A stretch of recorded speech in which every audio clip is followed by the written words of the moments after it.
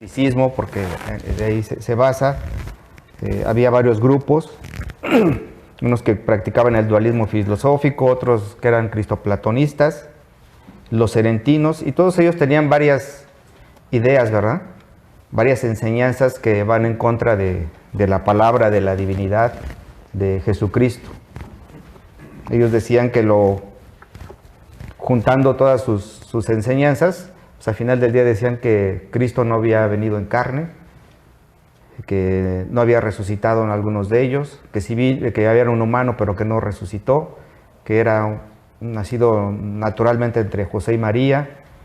Creían que el puro conocimiento era con lo que podían tener salvación y podían tener una comunión con Dios. Entonces le daban más importancia a esa parte, según ellos, espiritual del conocimiento, que obviamente al cuerpo. Decían, el cuerpo es malo, entonces podemos hacer lo que sea, ¿verdad? O sea, podemos pecar, podemos disfrutar de la vida, como normalmente decimos, ¿verdad? Hay que vivir la vida, es una, y eso es lo que ellos aplicaban, ¿no? Al final del día. No importaba qué pecado cometieran, qué hacían con su cuerpo, porque para ellos lo importante era el conocimiento. Y bueno, vimos hace 8 días 4 características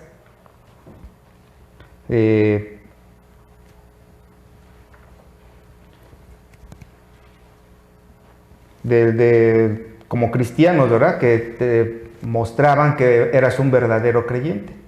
Esas 4 características que vimos, rápidamente se las menciono, esas evidencias, porque realmente eran unas evidencias de la salvación y que te mostraban que obviamente eras un creyente verdadero.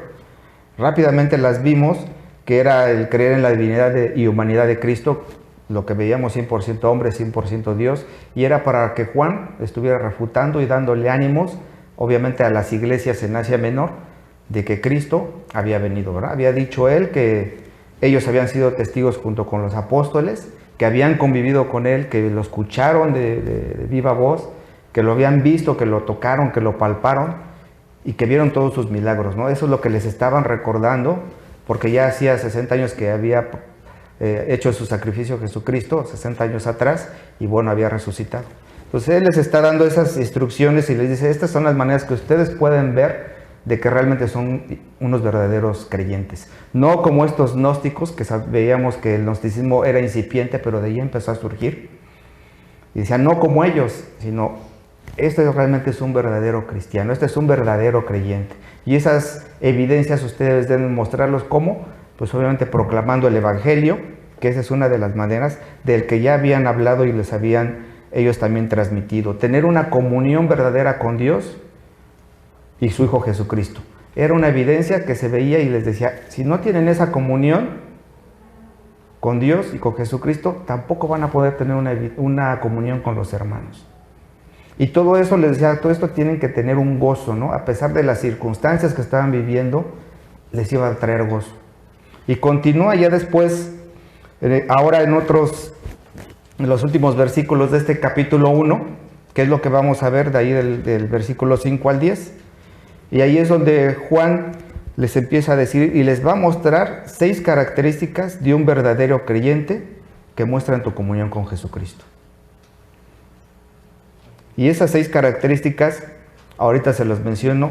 Vamos a leer estos pasajes de primera de Juan del 5 al 10 y terminando hacemos una oración, ¿le parece? Así es que póngase listo, tome agua, despiértese, no se vaya a dormir, si no también yo aquí me quedo dormido, ¿eh? Bueno, dice la palabra de Dios así: este es el mensaje que hemos oído de él y les anunciamos. Dios es luz y no hay ningunas tinieblas en él. Si decimos que tenemos comunión con él y andamos en tinieblas, mentimos y no practicamos la verdad. Pero si andamos en luz como él está en luz, tenemos comunión unos con otros, y la sangre de Jesucristo su Hijo nos limpia de todo pecado. Si decimos que no tenemos pecado, nos engañamos a nosotros mismos, y la verdad no está en nosotros. Si confesamos nuestros pecados, Él es fiel y justo para perdonar nuestros pecados y limpiarnos de toda maldad. Si decimos que no tenemos pecado, le hacemos a él mentiroso y su palabra no está en nosotros. Padre, te queremos primeramente dar gracias porque nos has permitido venir como cada domingo lo hacemos, Señor, a pesar de circunstancias de la semana que podamos haber llegado o antes en este día que muchas veces pues podemos llegar molestos, estar enojados o muchas veces también traer algún pecado ahí que no queremos confesarlo. ¿Y qué es lo que vamos a ver, Señor? Y esperemos que tu palabra, Señor, llegue a nuestros huesos, Señor, que nos penetre hasta el alma, que nos haga reconocer realmente quién eres tú y realmente quiénes somos nosotros, esos pecadores que no merecemos tu salvación, pero a ti te ha placido, obviamente, regalárnoslas. Ponemos este tiempo en tus manos, ponemos nuestro corazón, Señor, nuestra mente, que estemos dispuestos a obedecerla, Señor. Que no nada más lo agarremos como una parte intelectual o conocimiento, Señor, como educativo, sino que realmente transforme nuestras vidas, Padre. Sabemos que es muy necesario, Señor, porque seguimos pecando muchas veces constantemente, pero aquí es donde vamos a ver ese privilegio que también tú nos das de confesar nuestros pecados. Te lo agradecemos, Señor, en nombre de Cristo Jesús. Amén. Bueno, esas 6 características de un verdadero creyente que te muestran tu comunión con Dios son estas 6. La primera que vamos a ver es: el verdadero creyente proclama la naturaleza de Dios. Eso vamos a ver en el versículo 5. La segunda es: el verdadero creyente no anda en tinieblas y tiene comunión con Dios, en el versículo 6. La 3 es: el verdadero creyente anda en luz y tiene comunión con sus hermanos, versículo 7. El 4 es: el verdadero creyente reconoce ante Dios que es pecador, en el versículo 8. Y en el número 5 es: el verdadero creyente confiesa sus pecados a Dios y obviamente lo perdona, versículo 9. Y la última característica es que el verdadero creyente no ofende a Dios y acepta que ha pecado. Eso vamos a ver en el versículo 10. Entonces comencemos, hermanos. Ya como vimos, Juan en esos primeros 4 versículos les dice lo que realmente es un verdadero creyente y que deben de confiar. Y continúa ahí, en el versículo 5, se los voy a leer nuevamente, dice: este es el mensaje que hemos oído de él y les anunciamos. Dios es luz y no hay ningunas tinieblas en él. Aquí la palabra mensaje conecta este pasaje con los versículos anteriores, los otros 4 versículos que vimos como introductorios. El mensaje no fue inventado por Juan, eso es lo que está diciendo. No fue inventado por Juan, ni tampoco por los apóstoles, sino que fue dado ¿por quién? Por el mismo Señor Jesucristo. Eso es lo que está diciendo. O sea, de manera que el mensaje que transmite procede de él, del Señor Jesucristo. Por tanto, es un mensaje verdadero y Juan es solamente un instrumento para proclamar lo que recibió y anunciarlo a sus lectores. Este mensaje viene de Dios y habla de Dios y es para los hombres. O sea, es decir, nosotros como hombres tenemos que estar atentos a lo que Dios está hablando a nosotros, como lo hacemos cada 8 días. Eso es lo que debemos hacer, estar atentos, porque ese mensaje es de Dios. No era de Juan en ese momento como apóstol que era reconocido, no, era directamente del Señor Jesucristo que estaba dando ese mensaje, y por eso le está diciendo: este es el mensaje que hemos oído de él. Cuando usa esta frase de él, sin duda Juan se está refiriendo lo que veíamos al Señor Jesucristo, cuya encarnación apenas había mencionado en los versículos anteriores, ¿verdad? Eso en el versículo 1 y 2 vemos cómo es esa encarnación, que dice que se encarnó, que vino, y eso lo estaba diciendo, si recuerdan, ¿para qué? Para refutar lo que los agnósticos decían, que Jesucristo no había venido en carne. Continúa diciendo: os anunciamos. Juan lo resume en esta sola oración otra vez: os anunciamos que Dios es luz, en él no hay ningunas tinieblas, o en él no hay tinieblas. Juan y los demás apóstoles reciben esta declaración de Jesús con el mandato, obviamente, de darlo a conocer a sus lectores, a las iglesias de Asia Menor que en ese momento estaban. Obviamente también no nada más a ellos, ¿verdad?, sino a nosotros también nos está dando esa instrucción, que tenemos que tener esa declaración. Entonces el mensaje no solo tiene carácter de pura información, lo que veíamos, ¿verdad?, para llenarte de conocimiento, sino es un mandato lo que les está dando. O sea, Dios habla al hombre y lo que veíamos, debe de escuchar obedientemente. El hombre, cuando recibe el mensaje de Dios, del Señor Jesucristo, debe de escuchar obedientemente. No solamente es llegar como una manera ya muy común, decimos en automático, me levanto, sé que tengo que ir a la iglesia, vengo, me siento y escucho. Y eso es todo. Ese es el mensaje de Dios que está diciendo, es el que estamos escuchando directamente. Continúa diciendo ahí Juan, Dios es luz.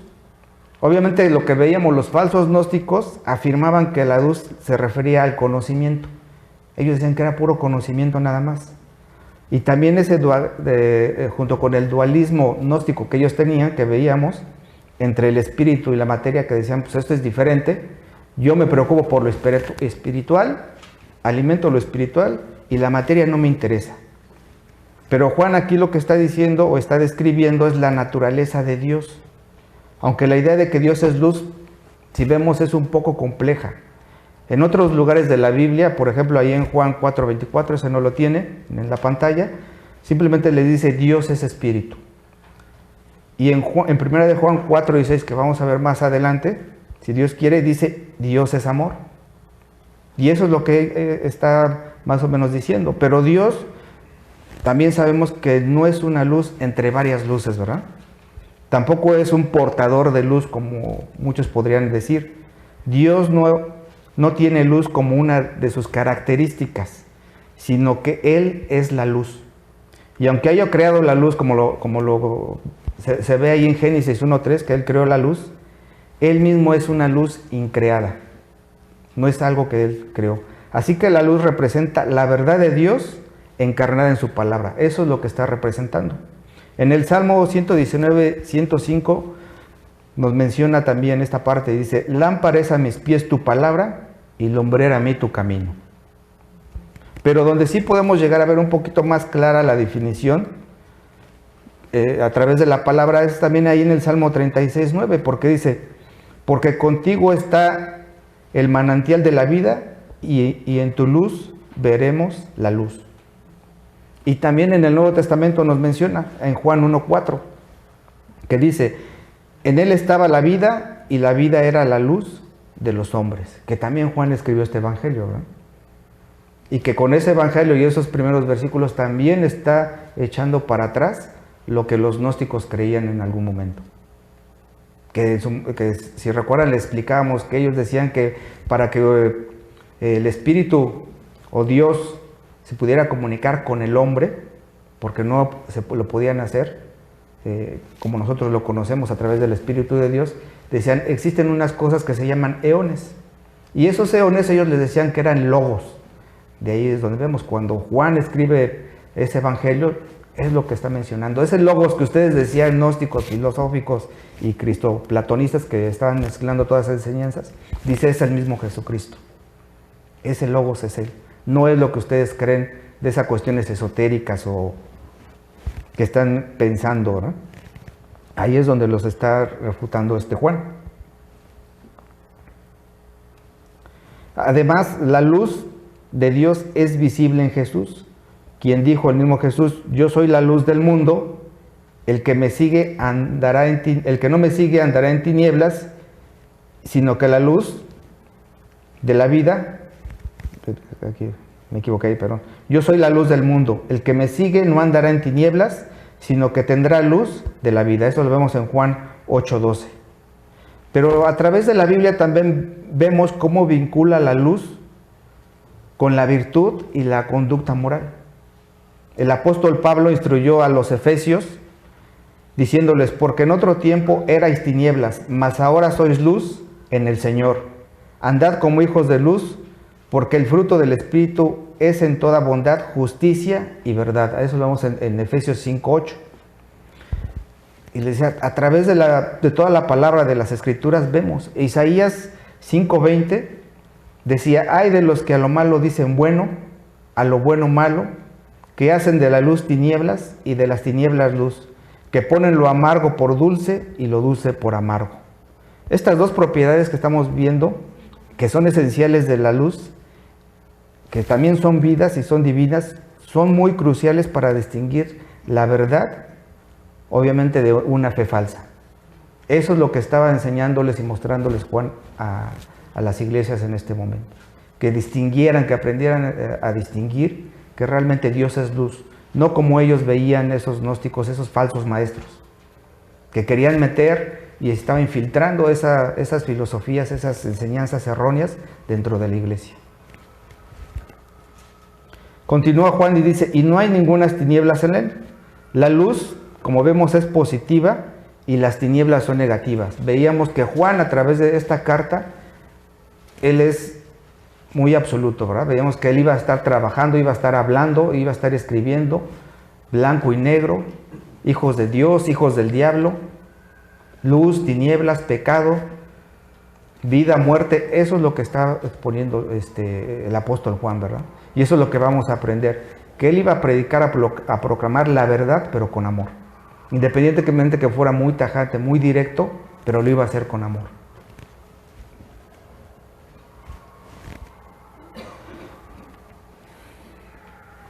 También él continúa ahí escribiendo y dice, en Dios no hay tiniebla alguna. Por medio del uso negativo enfático, como vemos aquí, que está haciendo ese énfasis en esta negación, Juan está subrayando también lo positivo. Dios y las tinieblas están diametralmente opuestas, o sea, no pueden llegar a un punto y convivir. Es totalmente separado. Cualquiera que tiene o que decía que tenía comunión con Dios no puede estar en tinieblas.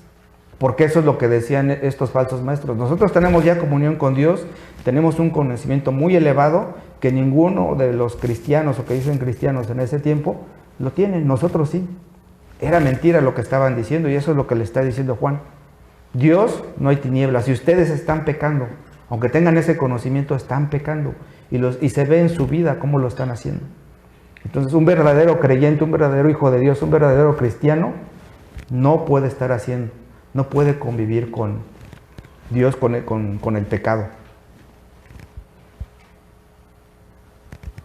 Dios vemos que es absolutamente perfecto en verdad y santidad.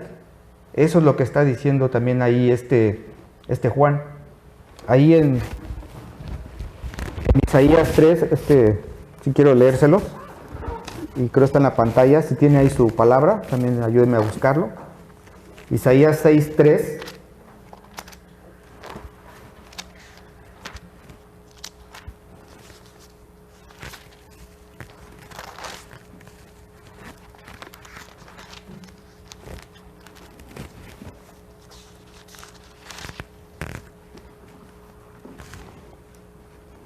Menciona, y en él,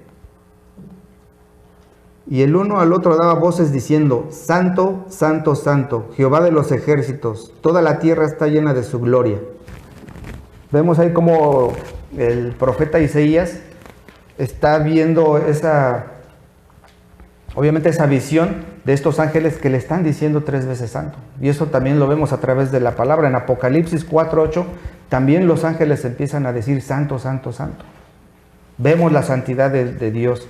Por supuesto que los creyentes estaban estaban en ese tiempo y seguimos estando muy lejos de esa perfección que nos demanda el mismo Señor, ¿verdad? Dices, sed perfectos como yo soy perfecto, decía el Señor Jesucristo. Somos perfectibles, pero no vamos a llegar a esa perfección, obviamente, ¿verdad? Y manifiesta, obviamente nosotros como cristianos, o ellos deberían de manifestar un deseo y un esfuerzo divino y continuo hacia la verdad y hacia esas justicias celestiales que les estaba mencionando el apóstol Juan. Entonces, con eso en mente, estos oyentes, estos cristianos de esa iglesia, les estaba comentando el apóstol Juan que vieran esa diferencia y que era una característica de un hijo de Dios diferente a todos los demás, a esos falsos profetas o algunos que se estaban metiendo en la iglesia y que estaban enseñando que ellos podían pecar deliberadamente, porque eso realmente es lo que hacían. Muchas veces no era tanto por ignorancia, sino sabían lo que estaban haciendo, pero no le daban esa importancia. Y además él le estaba diciendo, tienen que proclamar eso, todo lo que vimos en esos versículos anteriores, también hay que proclamarlo. Ustedes como hijos de Dios, hacia los demás deben de proclamarlo para que no se infecten de estas enseñanzas. Entonces, hermanos, nosotros debemos de estar proclamando correctamente quién es Dios. No podemos o no puedes estar viendo o diciendo, proclamando el Evangelio como nada más Dios es amor, sin poner realmente que es justo, que es recto. Veíamos ahorita en la clase, ¿verdad?, que estaba dando de evangelización. No nada más es decir, Dios te rescató de tus pecados o Jesucristo murió por tus pecados, sino es más profundo que eso.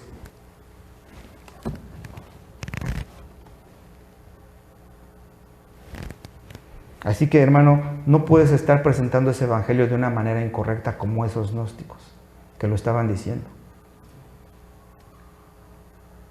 Si acaso lo estás haciendo o es por ignorancia, porque realmente no estás o no estamos estudiando correctamente la palabra de Dios, no nos interesa.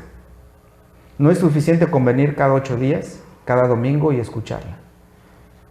Como humanos, sí está comprobado de que aunque ahorita escuchemos algo, a la hora ya se nos olvidó. Precisamente por eso es el alimento diario que muchas veces omitimos, ¿verdad? No oramos, no haces un devocional, pero sí nos alimentamos de muchas otras cosas. No podemos proclamar un verdadero evangelio, no se puede proclamar un verdadero evangelio correcto, adecuado, si no tenemos ese conocimiento de Dios. No de una manera intelectual, sino a través de su Espíritu Santo, que es el que nos va a iluminar y es el que nos va a llevar a predicarlo a esas criaturas que todavía lo necesitan, ¿verdad? Así como nosotros en algún momento lo necesitamos, eso nos va a llevar a hacer eso. Y sobre todo, de la misma manera, para que dentro de la iglesia, si alguien llega o llegas a escuchar algo, sepas defenderlo, sepas distinguir, sepas discernir, obviamente, de la verdadera enseñanza de una falsa enseñanza. Porque si no, de otra manera, en esa actitud, estamos diciendo, obviamente, que Dios está en tinieblas. A lo mejor no estamos claramente diciéndolo, ¿verdad?, con nuestras palabras, pero de una manera u otra puedes decir que Dios está en tinieblas. Al nosotros mostrar ciertas actitudes diferentes en nuestra vida, si alguien te ve en tu trabajo que actúas diferente, que estás cometiendo algún pecado que para ellos a lo mejor no es pecado y no lo conciben así, pero se dan cuenta tu manera de vivir. Por lo regular siempre nos dicen, ¿verdad?, los que estamos trabajando en alguna empresa o oficina, eso que son cristianos, ¿verdad? Y nos señalan o nos dicen directamente, y eso que eres cristiano. Nuestra propia familia nos dice, y eso que eres cristiano. Estamos haciendo eso.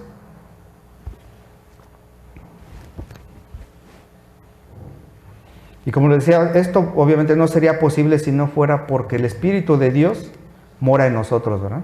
No podemos realmente proclamarlo. Y nos pone obviamente el querer como el hacer Dios, para que como creyentes verdaderos también nosotros no andemos en esas tinieblas. Por eso vemos que el verdadero creyente, que es la segunda característica, no anda en tinieblas y tiene una comunión con Dios. Esa es una característica que nosotros debemos mostrar, que debemos de tener. No andar en tinieblas y tener una comunión con Dios. Ese es en el versículo 6 vemos y continúa Juan diciendo, si decimos que tenemos comunión con Él y andamos en tinieblas, mentimos y no practicamos la verdad. De ahí ya nos está diciendo que nosotros mentimos. Aquí otra vez regresamos a lo mismo y no hay que perder de vista que los agnósticos pretendían lograr una perfección impecable, que eso es lo que decían ellos. Que ellos ya estaban más allá de cualquier persona, ¿verdad? Ellos ya tenían esa espiritualidad al máximo y tenían esa comunión con Dios. También decían que estaban intelectualmente capacitados como para interpretar los propósitos de Dios y espiritualmente maduros como para enseñar a otros. Aunque la vida de ellos no lo evidenciaba. Pensaban que el cuerpo, lo que les decía y repito otra vez, era como una envoltura que cubría el espíritu humano. Mantenían que el espíritu era inviolable y que no podían ser contaminados por acciones del cuerpo. Es decir, que ellos podían pecar, eso es lo que estaban diciendo al final del día. Estás muy separado, como Dios no puede convivir con el pecado, ni con el humano, pues están separados, o sea, no pasa nada. Yo puedo estar pecando, nada más me preocupo por lo espiritual y hasta ahí. Otros afirmaban que habían avanzado tanto en el camino del conocimiento que el pecado había dejado de importarles. Su estado espiritual no les permitía preocuparse por el pecado, eso es lo que estaban diciendo. Pero Juan está mencionándoles y rebatiendo que es imposible tener una comunión con Dios si la vida demuestra características tenebrosas, o sea, características del pecado, características pecaminosas. Y el mismo apóstol Juan en su evangelio, ahí en Juan 3, 19 al 20, dice: y esta es la condenación, que la luz vino al mundo, y los hombres amaron más las tinieblas que la luz, porque sus obras eran malas, porque todo aquel que hace lo malo aborrece la luz y no viene a la luz, para que sus obras no sean reprendidas. Eso es lo que le estaba diciendo el apóstol Juan. Y continúa diciéndoles, si decimos, esa frase si decimos, es una frase, como vemos, condicional y que introduce un tema principal a la carta, que es obviamente el tema del efecto del pecado sobre la comunión con Dios. Ahí ya empieza a meter lo que es el pecado. Ya vemos esa doctrina del pecado. Entonces, esta frase se utiliza obviamente para presentar una situación hipotética. Al decir él, si decimos, no sabe ciencia cierta si algunos de los que ya estaban metidos habían dejado la iglesia o si algunos todavía estaban con esas ideas o esos pensamientos, ¿verdad? O esas dudas. Por eso es una manera hipotética. En este caso hace referencia a aquellos que pudieran obviamente haber dejado la iglesia por una u otra razón. Y también obviamente fue por causa de esos maestros gnósticos. Y también lo hacía para que los creyentes pudieran estar dudando o estar confundidos, que vieran obviamente que no podían estar haciéndolo. Continúa él comentándoles Juan y dice que tenemos comunión con Dios. O sea, si decimos que tenemos comunión con Dios, los falsos maestros, en ese momento ellos decían que la comunión se basaba solamente en el conocimiento, como he estado repitiendo, ¿verdad? Y es por eso que ellos veían con frialdad su pecado como si no fuera una realidad para ellos. O sea, ya estaba, se dice, cauterizada su conciencia, era como, decimos coloquialmente, era como los patos, ¿verdad? Todo lo que hacían se les resbalaba, no pasaba nada, no tenían una conciencia, no tenían una tristeza, no tenían algo que les moviera a ellos para decir, estoy pecando, ¿verdad? Estoy ofendiendo a Dios. A ellos ya no les importaba. Pero sí afirmaban tener una comunión con Dios y obviamente ellos decían que compartían aspectos comunes de la vida con Él. Es decir, decían que también ellos tenían la vida eterna. Sin embargo, esta afirmación no tenía un sentido. ¿Por qué? Porque dice la frase, andan en tinieblas. Andando aquí hace una referencia a la manera de comportarse. O sea, el estilo de vida o conducta que se está llevando, o que una persona o algunas personas se están llevando. Ese es el andar. Vemos también cuál es la forma correcta de nuestro andar, y es ahí donde la verdadera salvación se manifiesta. Ahí en Romanos 8, si quiere, vamos ahí en su palabra, Romanos 8, versículo 4.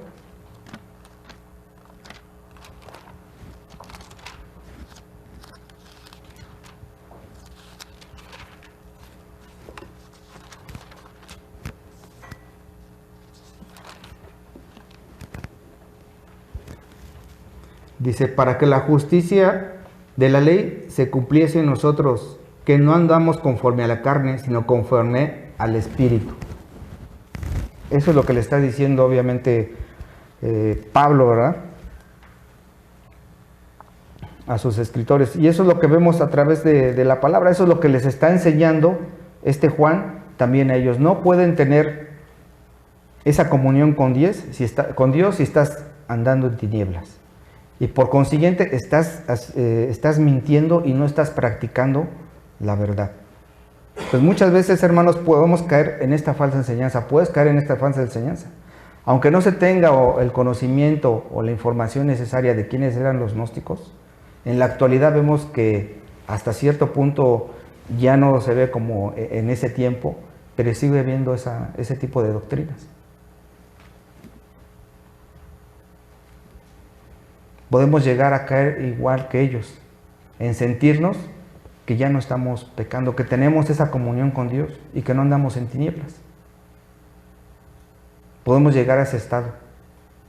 Normalmente vemos o compartimos, o yo muchas veces en el trabajo que he llegado a compartirle a compañeros o hasta jefes, ellos creen que andan en comunión con Dios. Ellos hasta dicen, no, gracias a Dios no pasó esto, gracias a Dios no sucedió esto. Digo, no es por juzgar ni criticar, pero también vemos sus vidas y muchos andan en adulterio, en fornicación, en idolatría, todo día en el trabajo. Pero lo mismo los puede pasar a nosotros, hermanos. Podemos caer en eso, en decir, yo tengo una comunión con Dios, pero andamos en tinieblas. Alguna vez nos pasó algo que normalmente, como anécdota, muchas veces decimos, conocíamos una persona, pues obviamente sí creemos que es hija de Dios, estaban en la alabanza, y decía que ella no podía estar en la alabanza, o estaba en la alabanza porque no tenía ningún pecado. Entonces, hermanos, si podemos llegar a caer en esa situación, a sentirnos así, muchas veces la información pues, nos puede llevar a ese egoísmo, esa soberbia, ese orgullo.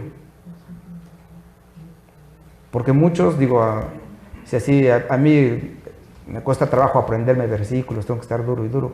Otros que tienen la bendición que Dios les da de aprender versículos que aparecen, dicen concordancia, les dices y te dicen el versículo. De nada sirve, hermanos, te va a llevar a eso. Y podemos caer en esas situaciones, ¿verdad? De estar en tinieblas y decir que tenemos comunión con Dios, o sea, de estar en algún pecado, sin importarnos.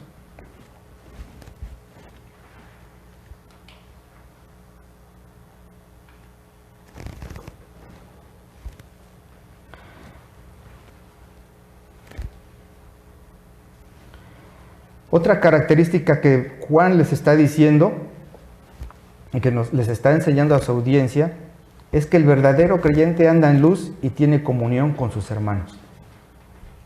Ahí en el versículo 7 dice, pero si andamos en luz como Él está en luz, refiriéndose a Jesucristo, tenemos comunión unos con otros y la sangre de Jesucristo, su Hijo, nos limpia de todo pecado. Así que Juan está escribiendo para corregir de la manera de pensar equivocada y herética que tenían algunos cristianos, ¿verdad?, en las iglesias. Eso es lo que les está diciendo. Al contrario, le está enseñando que si alguien demuestra ser un verdadero creyente, debe tener un carácter también verdadero para andar en la luz. Entonces, si se puede tener esa comunión con Dios y con otros creyentes, eso es lo que les está diciendo. Esta comunión se hace posible por la sangre de Jesucristo. Eso a final de cuentas le está diciendo en estos versículos. Pero él otra vez vuelve a tomar esta palabra de andar, que es lo que veíamos, la manera de conducirse, de comportarse, que es un verbo que expresa también una acción continua y que es de una manera hipotética, porque se aplica solo a algunas personas. En este caso, a los que realmente andan en luz, es lo que les está diciendo. Y se usa también a través del de todo el Nuevo Testamento, y especialmente los está utilizando esta palabra en las cartas de Pablo, para describir el efecto, obviamente no de una justificación, sino de una santificación. Eso es lo que está utilizando. Así que Juan les recuerda que la salvación no solo es un camino de un estado legal de la persona cuando se le toma en cuenta el pago de la justicia divina, sino ahora lo que está diciendo es que debe haber un cambio de comportamiento.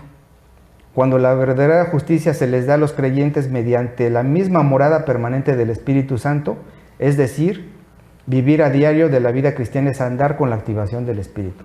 O sea, no nada más es, obviamente ya recibí la salvación de Dios, que me la concedió, ya reconocí realmente que yo soy pecador, que no merecía vivir, y Dios, aunque yo no lo haya merecido, mandó a su Hijo Jesucristo a morir por mis pecados, por tus pecados, y obviamente resucitó al tercer día, ¿verdad? O sea, la obra completa lo hizo por mí. O sea, no es eso, ya lo soy, ya no me importa lo demás, ya lo recibí. Si estoy consciente, lo creo, tengo esa fe que Jesucristo murió por mí y me considero un verdadero hijo de Dios. Y lo demás ya no me importa. Ya no me importa mi caminar. Puedo seguir actuando como antes lo hacía. Puedo comportarme mal en mi trabajo, con las personas, en la iglesia. Mis actitudes deben seguir siendo las mismas. Mi manera hasta de caminar, de ver, de pensar, va a seguir siendo la misma. ¿Por qué? Porque ya estoy confiado en que Jesucristo me salvó. Y ya no tengo que haber otro cambio. O sea, mi proceso de santificación no lo estoy haciendo a un lado. Eso es lo que les está diciendo ahí Juan, ¿verdad? Dice, no se conformen con eso nada más.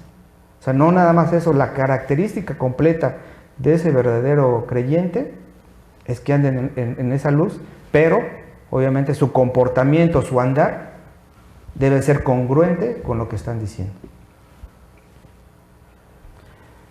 Ahí dice, como Él está en luz. Aquí les dice que es necesario entender que Dios está en luz mientras el creyente anda en la luz. Nosotros como creyentes andamos en la luz o deberíamos de andar en la luz. Ya que Dios es el único que habita en la luz inaccesible, como dice ahí 1 de Timoteo 6:16. De modo que para mantener esta comunión con Él, con Dios, con el Señor Jesucristo, es imprescindible participar de su verdad y santidad. Y eso es porque el poder de Dios nos ha regenerado. ¿Cómo nos hace regenerado? Al hacernos nuevas criaturas, ¿verdad? Ahí en 2 de Corintios 5:17 dice que somos nuevas criaturas. Por tanto, las acciones y actitudes diarias deben de ser divinas. Nuestras actitudes y las actitudes que les estamos diciendo deben ser divinas. Otra vez, el andar, nuestro comportamiento. No es andar en tinieblas. Y continúa él diciéndoles que los que andan en luz, Dios les concede su gracia, de modo que a lo largo de sus vidas, la sangre de Jesucristo, su Hijo, nos limpia de todo pecado. O sea, todavía les da esa esperanza y todavía les da esa palabra de aliento, ¿verdad? La sangre de Jesucristo, su Hijo, nos limpia de todo pecado. Esto no quiere decir que todos los cristianos ya no luchemos en el pecado, ¿verdad? Y le está diciendo eso, ya no vayan a luchar con el pecado. Porque obviamente porque en esta vida no hay alguien que esté libre del pecado, como lo decían los gnósticos. Por eso les está diciendo. Ellos decían, yo ya no tengo pecado, yo no practico el pecado, pero él les está diciendo, Juan, que mientras estén en este cuerpo pecaminoso y en esta tierra, va a haber ese pecar. No vamos a estar practicando el pecado, pero sí podemos caer en ese pecado.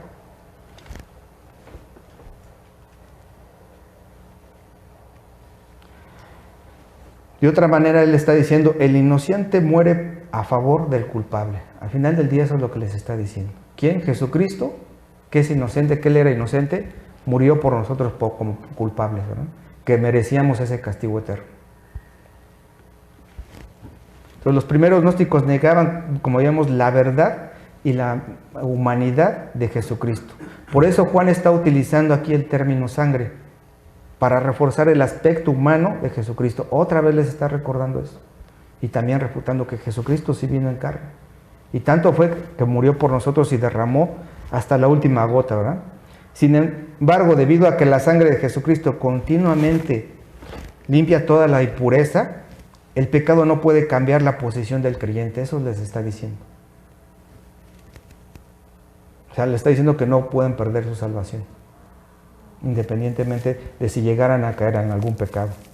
El término sangre también se usa a menudo, o por lo regular en el Nuevo Testamento, como una manera de demostrar que fue violenta, dramática y una manera gráfica, para representar la muerte expiatoria de Cristo en la cruz, por lo cual obviamente nos salvó de nuestros pecados con su sangre. Eso es lo que les está diciendo. Nosotros vimos esa muerte, ellos estuvieron presentes, fueron testigos de cómo fue crucificado y cómo derramó su sangre. Diciendo otra vez a esos gnósticos, Él vino como hombre, 100% hombre y 100% Dios. ¿Por qué? Porque estuvimos en su resurrección. Así que estamos viendo, hermanos, o se ve claramente el contraste de andar en tinieblas y andar en la luz. Eso es lo que nos muestra al final del día en estos versículos de Juan. Y que obviamente solo es posible por medio de la sangre de Cristo el andar en esa luz. Esto, hermanos, el que les está mostrando es para que tanto ellos en ese tiempo como nosotros nos debe llevar a ese agradecimiento hacia Dios, del cómo murió. Al decir la sangre es una muerte violenta, hermanos, o sea, como nunca se ha visto y como nunca se verá. Nadie en la vida va a padecer esa muerte violenta. Y es algo que tú merecías, que yo merecía. Eso es lo que les está diciendo. Y eso nos debe llevar a humillarnos ante Él. Si en algún momento no estamos andando en luz, si no estás andando en luz, esto, la misma palabra, ese mensaje que está diciendo Juan, que viene directamente de Dios, por eso dice de Él, nos debe llevar eso. No a conmovernos de una manera nada más emocional o de una manera intelectual, decir, sí, ya lo entendí, porque eso es lo que pasa. Cuando nos predican la palabra, cuando nos hablan la palabra, ¿cómo lo estás tomando? ¿Cómo lo tomas? ¿Te ha tocado alguna vez que predicas a alguien que no conoce de Dios y lo entiende? Pero al final del día dice, yo no soy pecador. Sí entiendo que vino Jesucristo, sí entiendo lo que hizo, lo sé como un conocimiento, pero yo sigo en mi pecado. Yo continúo en mi religión tradicional. Y es triste escuchar eso.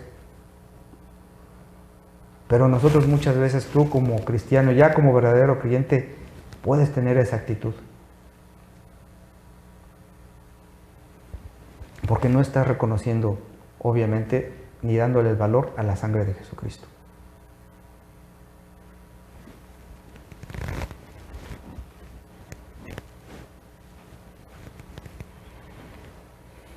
Pero también eso nos lleva a ver que nos falta mucho por crecer. No podemos ser como esos gnósticos, decir que ya tenemos esa madurez, ese conocimiento suficiente. Independientemente si ya lleva 5, 10, 15, 20 años en el cristianismo, siendo cristiano, conociendo de la palabra, no podemos decir que ya estamos maduros. A pesar de que ya hayas estudiado algún seminario, que ya prediques, tampoco nos podemos decir que ya estamos maduros espiritualmente. Al contrario, debemos estar cada día reconociendo que no hemos alcanzado nada, que no somos nada. Es difícil orar, hermano, porque ahorita podremos aceptarlo, pero en 2 horas, 3 horas, cuando mi esposa me haga un feo, mi hija, alguien que se me cierre, en el trabajo el lunes, se me olvida eso. Y mi manera de andar es diferente, ¿verdad? Ya dije una mala palabra y ya no me interesó. Al contrario, me justifico, te justificas. ¿Sabes qué? Se lo merecía. Entonces, es bueno ver, y el apóstol aquí nos está haciendo ver que no tenemos esa madurez. Y al contrario, nos muestra otra característica que debe de tener un verdadero creyente. Y que es reconocer ante Dios que es pecador. Porque eso es lo que hacían los gnósticos. O sea, yo no soy pecador, yo ya no soy pecador, además nunca lo fui. Continúa ahí en el versículo 8 diciendo, si decimos que no tenemos pecado, nos engañamos a nosotros mismos y la verdad no está en nosotros. Vemos que en el versículo 6, él establece que los herejes negaban que el pecado rompiera la comunión con Dios, como lo habíamos visto. Pretendía tener esa comunión con Dios, eso pretendían, mientras andaban en tinieblas. Es decir, ignoraban su pecado. Y ya aquí en este versículo 8, él refleja la negación de la existencia del pecado, que eso es lo que ellos decían, estos gnósticos, esos falsos maestros. Decían, en mi naturaleza humana no hay pecado. Entonces, en primer momento pareció que admitían la existencia del pecado, mientras que negaban sus efectos en su propia vida. Después también negaron la existencia del pecado, eso es lo que estaban haciendo ellos, por eso les está comentando este Juan. Decían que no importaba lo que implicaba su conducta, pues no habían pecado inherentemente en su naturaleza. Ellos decían que su naturaleza, lo humano, pues, como es malo el cuerpo, pues no importa, él se puede hacer lo que sea. Entonces ostentaban la erradicación de la naturaleza pecaminosa por medio de su conocimiento. Dice, entre más conocimiento yo tengo de Dios, ya estoy más en comunión con Él. Entonces vamos a observar, o se observa aquí cómo Juan hace una distinción entre el pecado del versículo 8 y los pecados que más adelante vamos a ver en el versículo 9.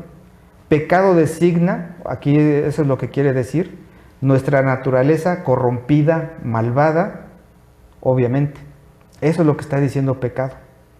Y pecado se refiere a los males que hemos cometido. Es decir, el pecado aquí está hablando de mi naturaleza pecaminosa. Que desde Génesis 3, el hombre sabemos que cayó en pecado, pero ya desde ese momento, y todos a través de esto, desde que nacemos somos pecadores. Ya viene intrínseco en nosotros, ya nacimos con eso. Y no podemos decir que ya no soy pecador, aunque Jesucristo ya me haya rescatado, ¿eh? Somos pecadores redimidos, eso sí. Y los que no siguen siendo pecadores, que el Señor aún no los ha rescatado. Pero eso, toda la palabra lo vemos. Ahí en Jeremías 17:9 dice, engañoso es el corazón más que todas las cosas y perverso. ¿Quién lo conocerá? Engañoso es el corazón más que todas las cosas y perverso. ¿Quién lo conocerá? O sea, Dios es el único que conoce nuestro corazón y sabe lo perverso que somos. En el Salmo 14:3 también dice, todos se desviaron, a una se corrompieron, no hay quien haga lo bueno, no hay ni siquiera uno. La misma palabra está diciendo que todos somos pecadores. En Romanos 3:12 Pablo igual tomó este salmo y también dice, todos se desviaron, a una se hicieron inútiles, no hay quien haga lo bueno, no hay ni siquiera uno. Y en Eclesiastés también Salomón decía, cierto no hay hombre justo en la tierra que haga el bien y nunca peque. Que a pesar de que puedas hacer una buena obra, no quiere decir que no estés pecando o que no seas pecador.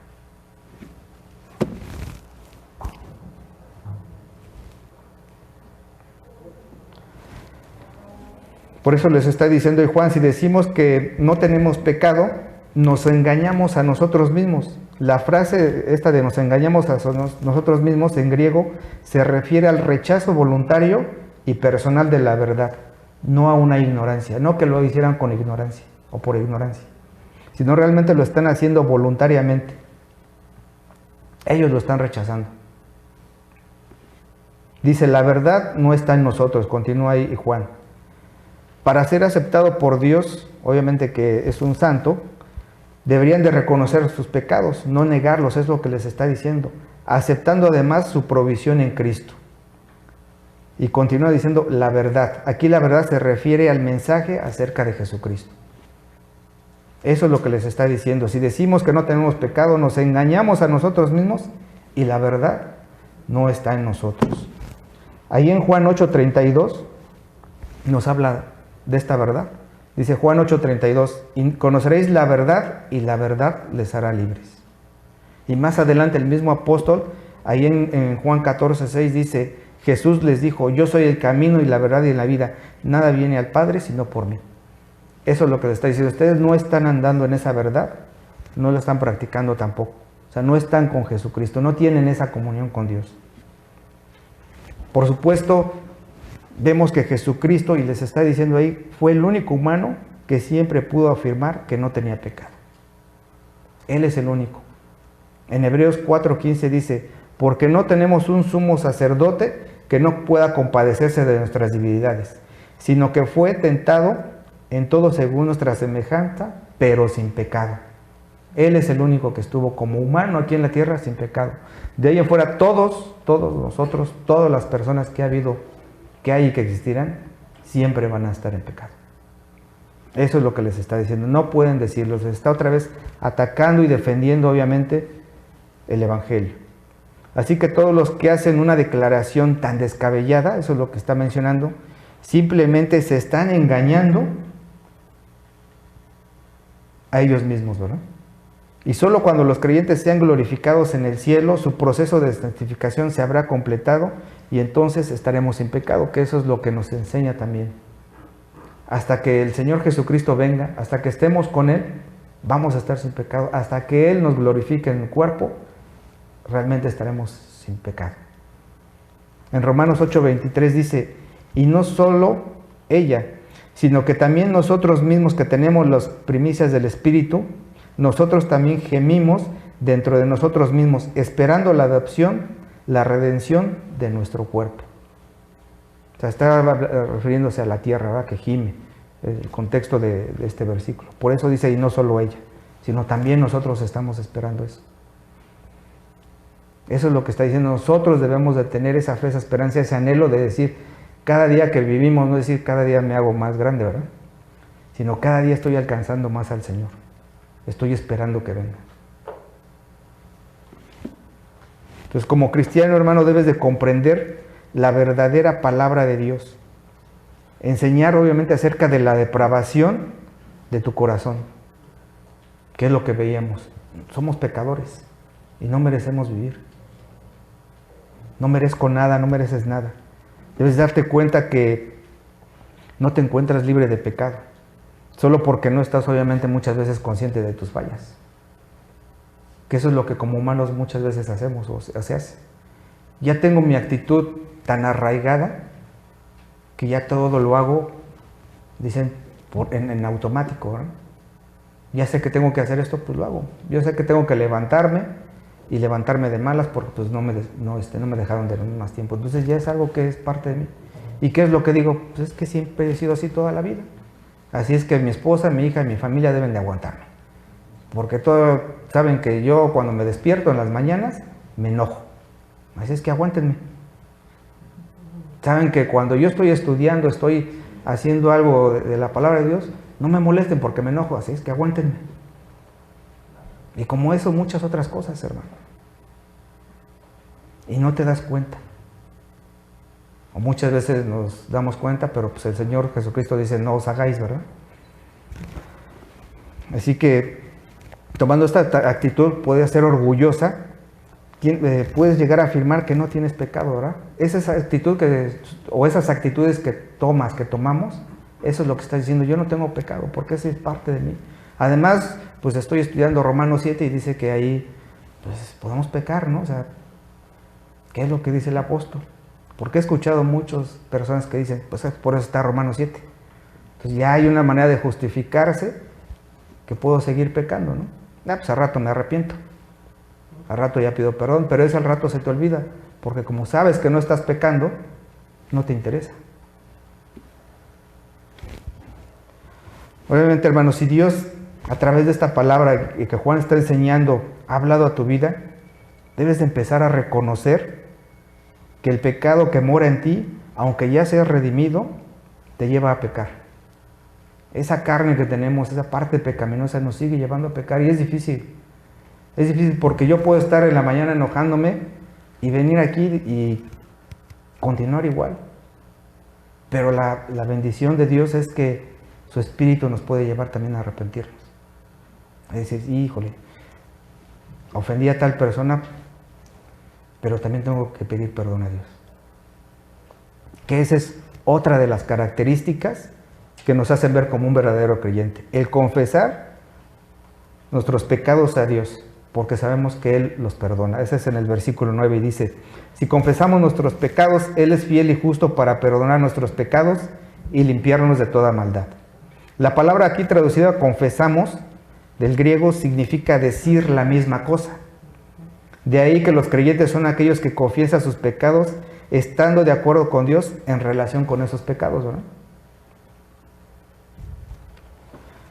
También reconocer la realidad de ese pecado y declararlo que es una transgresión de la ley y una violación de la voluntad divina. Eso es lo que estamos haciendo cuando está refiriéndose a confesarse.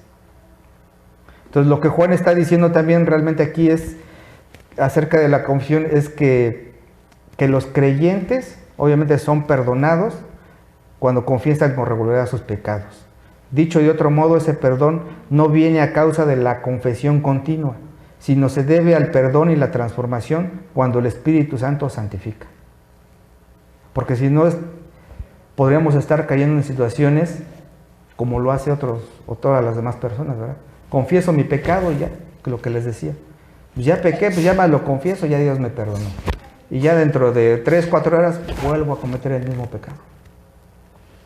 No se refiere, eso es lo que les está diciendo, nada más es esa confesión de yo agarro y lo digo. Y ya lo dije, pues lo estoy cumpliendo con lo que me están diciendo. Lo confieso ya, pero sigo pecando. Entonces los creyentes obviamente deben de producir en ellos un odio hacia el pecado. Eso es lo que les está diciendo Juan. Que resulta obviamente con corazones arrepentidos que reconocen sinceramente sus pecados. Eso es lo que los debe de llevar. Y les está diciendo Juan, ¿verdad? A estos oyentes. Ahí en el Salmo 97, 10 dice: los que amáis a Jehová aborrecen el mal. El que guarda las almas de sus santos, de mano de los limpios los libra, de los impíos los libra. Entonces, los que aman a Jehová aborrecen el mal. Si yo estoy diciendo que amo a Dios, debo aborrecer el mal, debo aborrecer mi pecado. Y en Proverbios 8:13 dice: el temor de Jehová es aborrecer el mal, la soberbia y la arrogancia, el mal camino, y la boca perversa aborrezco. Entonces, mientras más, le está diciendo, entre ustedes más crezcan en Cristo, más grande se vuelve el odio de los cristianos por el pecado, y más profundo debe de ser su arrepentimiento. No como esos gnósticos, ¿verdad?, que no se arrepentían, sino deben demostrar esa característica. También Pablo, obviamente sabemos que fue el creyente más devoto y dedicado. Al final de su santificación terrenal, obviamente él también se veía como el primero de los pecadores. Él lo reconoció, él que estuvo obviamente fue arrebatado y todo lo que le dio el Señor, él se consideró ahí. Y bueno, toda la palabra es hermosa, pero este es uno de los versículos que a mí me gusta, ¿no? Ahí en 1 de Timoteo 1, 12 al 16, y ahí aparece en la pantalla, dice: doy gracias al que me fortaleció, a Cristo Jesús nuestro Señor, porque me tuvo por fiel poniéndome en el ministerio, habiendo yo sido antes blasfemo, perseguidor e injuriador, mas fui recibido a misericordia por lo que hice, por ignorancia en incredulidad. Pero la gracia de nuestro Señor fue más abundante con la fe y amor que es en Cristo Jesús. Palabra fiel y digna de ser recibida por todos, que Cristo Jesús vino al mundo para salvar a los pecadores, de los cuales yo soy el primero. Pero por esto fui recibido de misericordia, para que Jesucristo mostrase en mí el primero toda su clemencia, para ejemplo de los que habrían de creer en Él para vida eterna. Y eso es lo que está reconociendo Pablo ahora. A pesar de que él persiguió a la iglesia, Dios le concedió esa misericordia. Él no se está poniendo de una manera elevada, ¿verdad?, como orgullo, que Dios me rescató, sino está diciendo, a pesar de lo que hice y que yo merecía la muerte por andar persiguiendo a la iglesia y blasfemando de Dios, Él me rescató. Y todavía me pone como ejemplo, pero no lo está haciendo como un ejemplo para que vean que Pablo todo lo que hizo, sino que era el peor de todos y lo rescató. Así debemos de estar nosotros, hermanos. De igual manera Pedro, ¿verdad?, y en Lucas 5:8, cuando está pescando, le dice: viendo esto, Simón Pedro cayó de rodillas ante Jesús diciendo: apártate de mí, Señor, porque soy hombre pecador. Si la confesión obviamente es genuina, dice Juan, siempre provendrá en adecuada tristeza por el pecado y de un anhelo real de no volver a cometerlo. Y no solamente de sentirse mal en cuanto a las consecuencias de la conducta pecaminosa, que es obviamente la tristeza del mundo que las caracteriza por una depresión, por una desesperación y a veces al suicidio, que eso es lo que normalmente sucede. Alguien que no conoce de Dios, eso es a lo que los lleva. A nosotros como hijos de Dios, a ti como hijo de Dios, te debe llevar obviamente a aborrecer más el pecado y arrepentirte inmediatamente. Digo, no porque sea mala la tristeza ni la depresión, pero si caes en eso y está profundo, pues hermano, ¿qué estás haciendo, verdad? O somos hijos de Dios o no somos hijos de Dios, o sea, somos hijos del diablo. ¿Estamos andando en luz o estamos andando en tinieblas? Por eso es un error pensar que si los creyentes confiesan obviamente Dios perdona, y si no confiesan, Dios no los perdona. Que también es una enseñanza que muchas veces se da. Yo he escuchado a pastores, a predicadores que dicen, ¿qué pasaría si ahorita que cometes un pecado viene Jesucristo? Pues ya te quedaste. Hermanos, Dios perdonó Jesucristo todos los pecados. O sea, nadie va a llegar al cielo con toda una carga de pecados de los que no confesé. Vamos a estar informados en el tribunal y ahí con todos los que nos confesamos. Soy salvo, pero aquí traigo mis pecados. El Señor perdonó esos pecados pasados, presentes y futuros.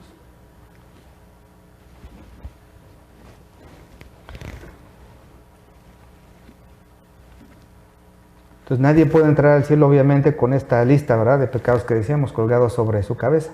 Ahí en Gálatas 5, 19 al 21, que realmente nos está mostrando y nos va a mostrar la palabra, quiénes realmente no van a entrar al cielo, ¿verdad? Dice Gálatas 5, 19 al 21, manifiestas son las obras de la carne, que son adulterio, fornicación, inmundicia, lascivia, idolatría, hechicerías, enemistades, pleitos, celos, iras, contiendas, disensiones, herejías, envidias, homicidios, borracheras, orgías, cosas semejantes a estas, acerca de las cuales les amonesto, como ya los he dicho antes, que los que practican tales cosas no heredarán el reino de Dios. Vemos ese contraste realmente de los hijos de Dios, que no deben de estar practicando estos pecados, y los que realmente los practican. Entonces el verbo perdonar, que regresando ahí a esta definición, en el original conlleva una connotación pasada y además demuestra que el perdón de Dios se deriva de un acontecimiento histórico, que es lo que les decía, y obviamente de esa expiación, que tienen beneficios perdurables para todos los que en Él creen. O sea, como hijos de Dios les está diciendo Juan, no deben de tener dudas. Ustedes ya confesaron los pecados, eso es lo que van a tener, ¿verdad? Tu salvación no se pierde. Por eso también les recuerda que Él es fiel y justo para perdonar nuestros pecados y limpiarnos de toda maldad. O sea, vuelve a resaltar la verdad de que Juan acaba de declarar en el versículo 7. De que Dios, debido a su carácter, asegura su gloria eterna al seguir limpiando a los creyentes de todo pecado futuro, que es lo que ahorita les acabo de decir, ¿no? Él es fiel en su promesa y siempre hace lo que es justo. Sin embargo, hermanos, cuando tú confiesas tu pecado, obviamente no lo estás haciendo de una manera anónima, ¿verdad? Como se acostumbra o muchas veces llegamos a hacerlo, si es que estuviste en la iglesia tradicional, te dicen, o en la iglesia católica, que ibas de una manera anónima a un confesionario y ya te confesaba, ¿verdad? Decías a alguien, a un sacerdote, lo que habías hecho. No es esa la manera correcta. No es lo que les está diciendo. Dice, si confesamos nuestros pecados, Él es fiel y justo para perdonarnos y limpiarnos de toda maldad. Si estás cayendo en esa situación, o muchas veces dentro del cristianismo vas con un psicólogo y de igual manera te estás confesando, ¿verdad? Te estás confesando y ya te sientes bien, ya te libraste, ya te liberaste. Realmente no estás confesando el pecado a quien debe de ser. Eso también está haciendo de una manera, hasta cierto punto, como esos gnósticos, ¿no? Como esas falsas enseñanzas que se han metido en la iglesia. No es confieso lo que decía mi pecado y lo vuelvo a cometer. O lo confieso, ¿por qué? Porque sé que las consecuencias del pecado, porque sabemos que si hay consecuencias, van a ser difíciles. Por eso lo hago. No lo hago por el amor a Dios, porque realmente odio el pecado. Sino lo hago para no pasar tan duro las consecuencias, ¿verdad? O lo hago para tener una comunión con Dios, entre comillas, pues buena. O para que vean que realmente yo sí soy santo, ¿no? Y estoy cumpliendo con lo que demanda la palabra.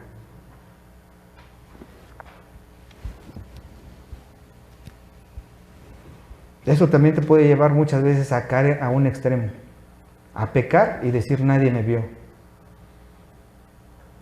nadie me está viendo, y obviamente también Dios no me está viendo, ¿verdad? Además este pecado pues ya es muy común.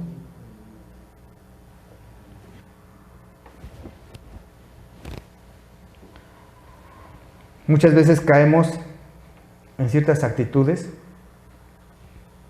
que no son pecado, pero vuelven pecaminosas al final del día. Yo he escuchado y he cachado, y a lo mejor a mí también en algún momento, y espero en el Señor que no, a personas cristianos que mienten. Y dicen, bueno, pues ya lo dije hoy, ¿no? Ya el Señor ya me perdonó, ya después no lo vuelvo a hacer. Pasa el tiempo y vuelven a mentir. El Señor permite también eso, el mostrarle a los demás cómo mentimos.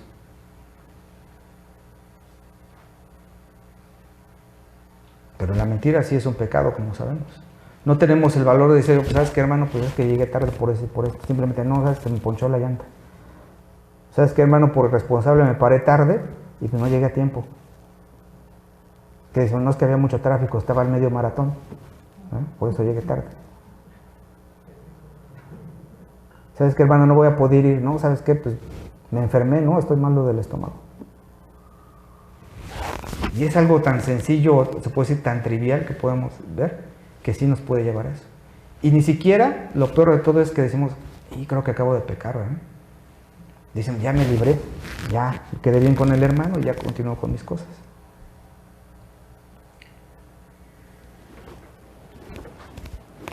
Obviamente cuando hacemos esto o esos pecados, ¿qué es lo que pasa? Está uno ofendiendo a Dios como un creyente verdadero.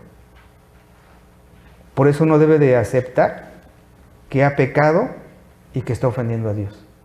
Que esa es la última característica que vamos a ver. Dice, el verdadero creyente no ofende a Dios y acepta que ha pecado. El versículo 10 dice, si decimos que no hemos pecado, le hacemos a él mentiroso y su palabra no está en nosotros. Juan está haciendo referencia otra vez de los gnósticos y de algunos creyentes que no afirman no pecar, sino que dicen que no han pecado nunca. Todavía se atreven a decir esa parte. Al hacer esa declaración ridícula, de modo que obviamente es una parte blasfema la que se está diciendo, la que están diciendo. Hacen mentiroso a Dios. O sea, están ofendiendo a Dios. O sea, Dios que todo lo conoce y que Él sabe y que vemos a través de la palabra y vemos ahorita a través de esta enseñanza, diciendo, son pecadores. Y decir que no lo eres, estás ofendiéndolo. Estás diciéndole, tú eres mentiroso, Dios. Si a nosotros cuando nos preguntan algo decimos, no, de veras pasó esto, no es cierto, me estás mintiendo, ¿verdad? Que normalmente lo hacemos con los hijos. O cuando éramos hijos también nosotros decíamos, mamá, pasó, no, me estás mintiendo. Nos ofendemos cuando decimos la verdad.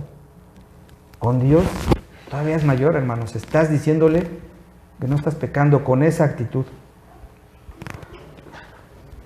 Ahí en Tito 1:2 dice, en la esperanza de la vida eterna, la cual Dios, que no miente, prometió desde antes del principio de los siglos. Pablo está diciendo ya a Tito y está afirmando, Dios que no miente. Él prometió y no miente, lo va a cumplir. Igual más adelante en 1 de Juan 5, 10, 11, esperemos llegar a estos versículos, dice, el que cree en el Dios, en el Hijo de Dios, tiene el testimonio en sí mismo. El que no cree a Dios, le ha hecho mentiroso porque no ha creído en el testimonio que Dios ha dado acerca de su Hijo. Y este es el testimonio que Dios nos ha dado vida eterna. Y esta vida está en su Hijo. Entonces aquí hay dos maneras, obviamente que se están ofendiendo a Dios, ¿verdad? Lo está haciendo mentiroso. Primero, es una forma clara que niega la enseñanza divina de que todos hemos pecado, porque lo vemos en la palabra. Y en segunda, es una forma evidente que niega la necesidad de un Salvador, porque al final del día eso es lo que estamos haciendo con esa actitud. Y ellos estaban diciendo, yo no necesito de un Salvador. Dios miente, yo no tengo pecado. Si no fuéramos pecadores, hermanos, no tendría caso que hubiera venido el Señor Jesucristo. Pablo decía, pues ¿para qué, verdad? Entonces comamos y bebamos. Necesitamos un Salvador. Zacarías 9:9 dice, alégrate mucho, hija de Sión, da voces de júbilo, hija de Jerusalén. He aquí tu rey vendrá a ti, justo y salvador, humilde y cabalgando sobre un asno, sobre un pollino, hija de asno. Ahí, desde ahí se está prometiendo un Salvador, porque el Señor, Dios, ya sabía que necesitábamos ese Salvador, desde Génesis 3. Él ya sabía, bueno, desde antes Él sabía que necesitábamos, ¿verdad? Pero desde ahí lo vemos y nos muestra. Lucas 19:10 también dice, porque el Hijo del Hombre vino a buscar y salvar a los que había perdido, a esos pecadores. Y Hebreos 5:9 también nos menciona, y habiendo sido perfeccionado, vino a ser el autor de eterna salvación por todos los que le obedecen.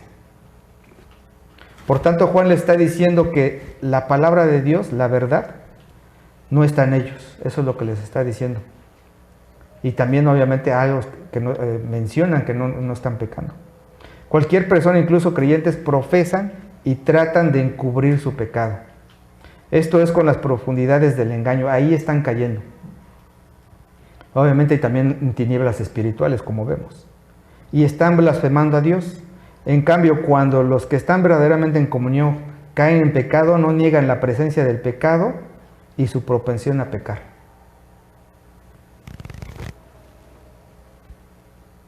Al contrario, con franqueza y sinceridad confiesan sus pecados delante del Señor y se arrepienten de ellos. Eso es lo que les está diciendo Juan. No debes de negarlo, al contrario, debes de hacerlo con franqueza ante Dios. Todos los pecados que cometes debes de decirlos. En Salmo 32:5 vemos ese ejemplo, como ahí David decía, mi pecado te declaré y no encubrí mi iniquidad. Dije, confesaré mis transgresiones a Jehová y tú perdonaste la maldad de mi pecado. Y en el 51:1, que a lo mejor muchos conocemos, dice, ten piedad de mí, oh Dios, conforme a tu misericordia, conforme a la multitud de tus piedades, borra mis rebeliones. Y en Proverbios 28:13 dice, el que encubre su pecado no prosperará, mas el que los confiesa y se aparta alcanzará misericordia. Eso es lo que les está diciendo aquí Juan. Entonces dice, si decimos que no tenemos pecado, le hacemos el mentiroso y su palabra no está en nosotros. Pero hermano, en el versículo 9 nos da esa bendición grande. Él nos da esa esperanza. Él nos dice, si confesamos nuestros pecados, Él es fiel y justo para perdonar nuestros pecados y limpiarnos de toda maldad. Nos está dando esa opción. Y es una bendición tan grande el que nos permita confesar esos pecados y sobre todo el que nos está perdonando. Así que cuando tú cometes algún pecado y lo quieres encubrir, de una u otra forma estás actuando como estos gnósticos. O podemos estar actuando así, ¿verdad? Que creían que no había pecado. Porque tenían obviamente ellos un conocimiento suficiente, y si crees eso, que tienes un conocimiento suficiente como para tener una comunión con Dios. A mí me da risa como luego mi familia me dice, don bueno, ¿no? Siento feo, la verdad, porque tienen razón. Estoy cometiendo pecado. Y eso es lo que sucede en la actualidad, tanto dentro como fuera de la iglesia. Si tú, hermano, ahorita te has dado cuenta, Dios te ha hablado a través de estos versículos, de esta enseñanza, si estás pecando o no, si andas en tinieblas o no, si con esas actitudes, tu manera de andar, comportarte, estás ofendiendo a Dios, lo estás haciendo mentiroso. Y como vemos, dice la palabra no está en ti, no tienes esa comunión. Pero nos da esto, ese versículo 9, confesarlos. Nos da esa oportunidad, hermanos. Y día a día, dice, nuevas son sus misericordias cada mañana, ¿verdad? Nos da esa oportunidad. O sea, no nada más nos está diciendo y nos está confrontando, sino nos está dando esa solución. ¿Y cuál es esa solución? Confesarlos. Todos los pecados que cometemos a diario, confesarlos. Y nos está diciendo también que no debemos de hacerlo nada más por confesarlos, sino que debe de llevarnos día a día a aborrecer más el pecado. O continúas viendo como hombre, bueno, ya también hay mujeres, pues pornografía, ¿verdad? Ya ahora en el cine pasan cualquier tipo de escenas explícitas, muy explícitas. Eso es pornografía, hermano. Nos contamina. No es arte, ¿eh? Como muchos piensan o dicen. Aún continúas con ese pecado de mentir, la idolatría. Ya no tengo mi santo en mi casa, pero ¿qué tal mi trabajo, mi carro, mis mascotas? Y muchas otras cosas, ¿no? Es una bendición que Dios nos está dando, esa oportunidad de arrepentirnos y de confesar esos pecados. De que nos esté mostrando, a lo mejor ahorita, ese pecado que muchas veces yo no he querido decir ante Dios, ¿verdad? Aunque Él ya lo sabe, pero no he querido dejarlo. Y más, si te das cuenta que nada de eso tienes, que el pecado que estás cometiendo ahorita no te importa, no te sientes mal, no te lleva a pedir perdón, pues es por eso, porque obviamente no has nacido de nuevo.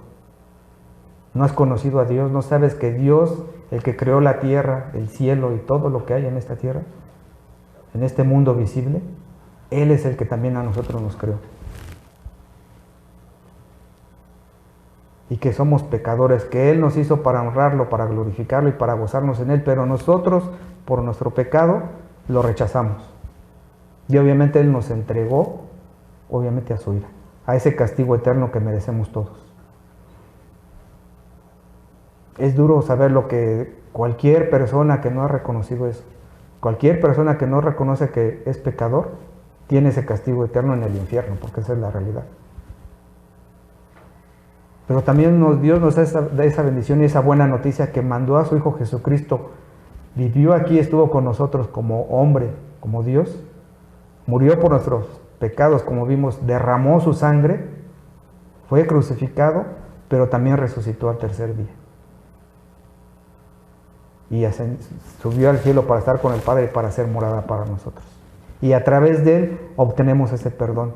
Somos rescatados de esa ira de Dios, somos rescatados de ese castigo eterno. Eso es lo que Dios nos está dando, nos está ofreciendo. Sin merecerlo, hermano, porque no lo merecemos. Así que, hermano, esto que Juan les está mostrando o les mostró en ese tiempo a ellos, también nos los está mostrando a nosotros. No permitamos eso. Confesemos nuestros pecados, porque Él es fiel y justo para perdonarlos. Y eso es lo que nos va a llevar, y eso es lo que nos debemos de nosotros también adueñar de esa promesa, que Él es fiel y justo para perdonarnos nuestros pecados. Así que, hermano, si gustas acompañarme a orar para terminar.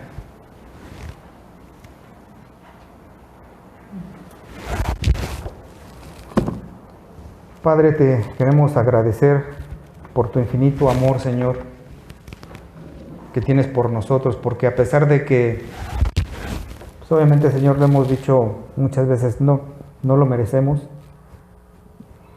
pues a ti te place perdonarnos, Señor, siempre y cuando nosotros confesemos ese pecado. Tú conoces nuestros corazones, Señor, sabes que son malos, que son perversos, pero que solamente a través de tu Espíritu Santo es el que nos lleva a reconocer eso. El que nos lleva a pedirte perdón, Señor, el que nos lleva a odiar el pecado y que nos lleva a querer ser como tú, Señor, a alcanzar esa perfección. Sabemos que no va a ser posible en esta tierra, Señor, pero cada día tú nos llevas más a estar en santidad en ese proceso. Señor, te pedimos que sigas, Señor, transformando nuestras vidas como lo has hecho hasta ahora, que no nada más nos llenemos de conocimiento, que no nada más obviamente lo hagamos como una actitud que tenemos que hacer día a día, sino al contrario, Señor, que realmente de corazón podamos comprender, entender y humillarnos, Señor, ante ti cada vez que pecamos. Cada vez que agarramos tu palabra, cada vez que escuchamos tu palabra, debe llevarnos eso, Señor, a reconocer que no somos nada, Señor, que no merecemos nada, pero sin embargo tú nos has dado todo, Padre. Y también nos debe llevar, Señor, a predicar esta palabra a quien no conoce de ti, porque hay muchas personas que no conocen, Señor, aún de ti. Creemos que saben, pero en realidad no es así. Estamos siendo egoístas, Señor, también en esa manera porque creemos que los demás no lo necesitan. Hay muchas personas que lo necesitan. Tu evangelio, Señor, tu palabra. Señor, danos ese valor, Padre, para reconocer esos pecados, para confesarlos, Señor, y que tu Espíritu nos ayude y nos ponga ese querer como el hacer, Señor, para también nosotros empezar a dejarlo. Señor, no queremos ofenderte con nuestras actitudes, no queremos que decirle a las personas que no conocen de ti o aún a nuestros propios hermanos en Cristo, Señor, nuestra familia, que Dios es mentiroso. Porque muchas veces seguimos pecando, Padre, y lo peor de todo es que muchas veces no nos arrepentimos. Creemos que merezco enojarme, creo que merecemos, obviamente, disfrutar de muchas cosas de la vida, que las hacemos pecaminosas, Señor. No porque tú las hagas, Señor, porque sabemos que todo lo que haces tú es bueno. Pero nosotros, por nuestras actitudes, Señor, lo hacemos de esa manera. Señor, perdónanos y sigue hablando a nosotros, Señor, y sigue dándonos ese consuelo que hasta el día de hoy nos has dado, que nos has permitido, porque no nada más, obviamente, nos disciplina, sino también viene un gozo, y ese gozo es saber que tu Hijo Jesucristo murió por nosotros y que tú eres fiel y justo para perdonarnos, Señor, cuando vamos realmente humillados ante ti. Te agradecemos, Señor, en el nombre de Cristo Jesús. Amén.